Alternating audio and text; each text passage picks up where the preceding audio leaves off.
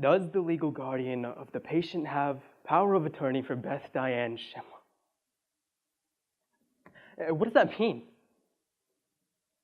I feel like the doctor just gave me all this paperwork hoping I wouldn't go through every single page, just to make sure everything was right.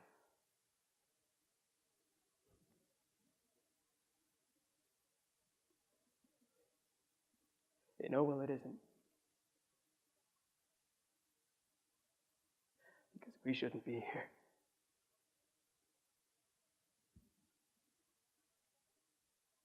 Every 45 minutes, someone is killed in a drunk driving accident.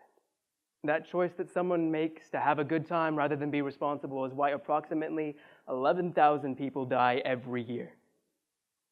And that number won't decrease unless you or I make that choice to be responsible. From the prose, Holding on to Grace by Christy Thomas, the news article, Families of Three Kill in Onondaga Crash, Speak Out, Don't Drive Drunk Ever by Katie O'Toole, and the essay, Reasons Not to Drive Drunk by Anna Aronson. Because those 11,000 lives are just as important as this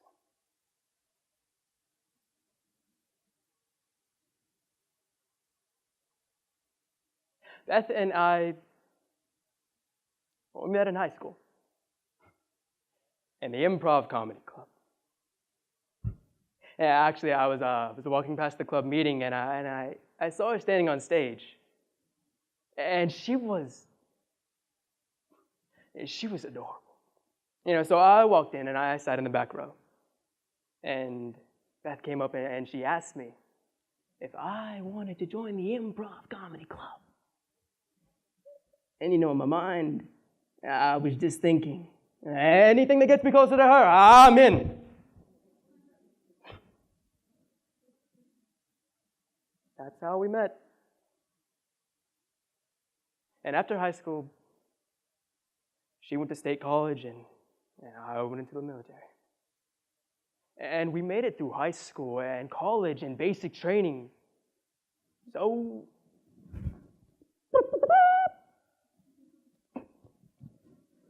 I put a ring on her finger.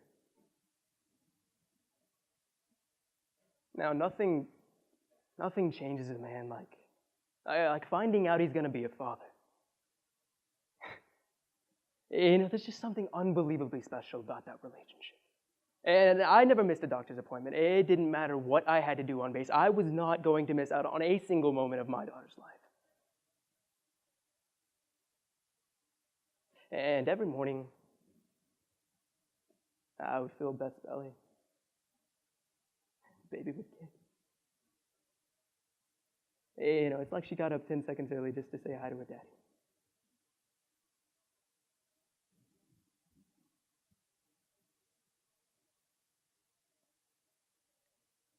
That morning, I did what I did every morning.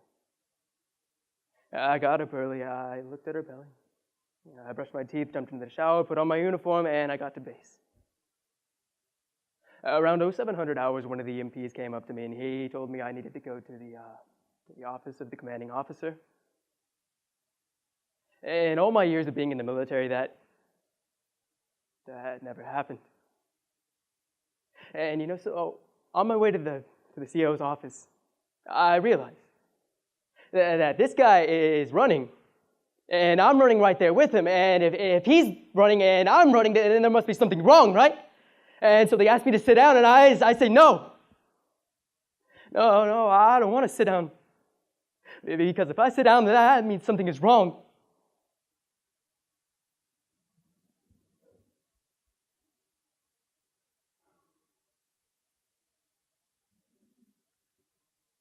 Beth was in a car accident.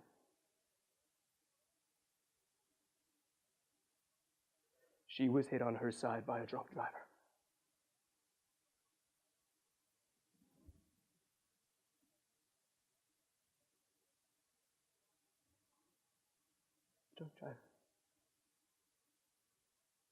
A drunk driver at 6 o'clock in the morning. He hit her. He hit them both, and he got out of the car, and he tried to run.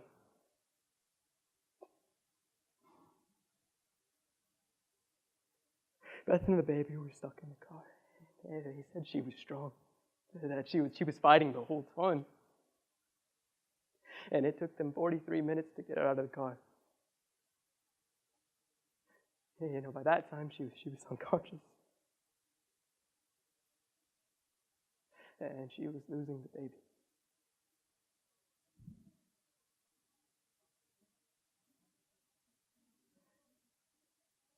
How does this happen? How does this... You wake up in the morning, and you take for granted that the people you said goodnight to the night before are going to be there when you wake up. You think your wife and your baby are going to be okay, and they're not. No, they're not, because some drunk got behind the wheel of a car at 6 o'clock in the morning and decided to try to drive it off.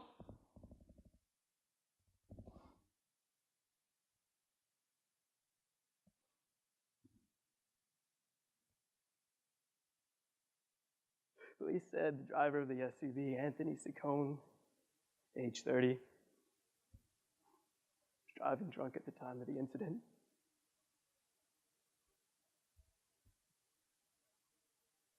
So do me a favor. Next time you decide to get behind the wheel after having a few, consider the many reasons why you should not. All right, there's not just you on the road. Alcohol impairs you.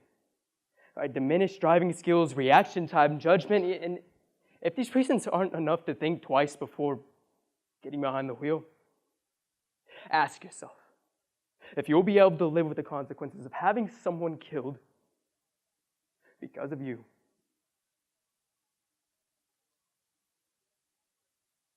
Because no sane person gets behind the wheel, kills somebody, and tries to run.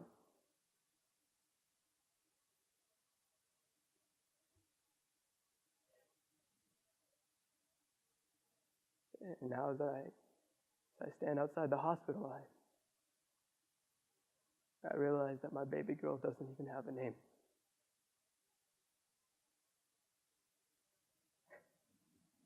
I mean, we were debating names and we were throwing them back and forth. I think we decided that Grace was going to be her middle name.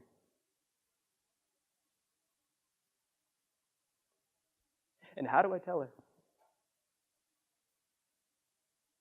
How do I tell her that the day that she was born was the day her mother died?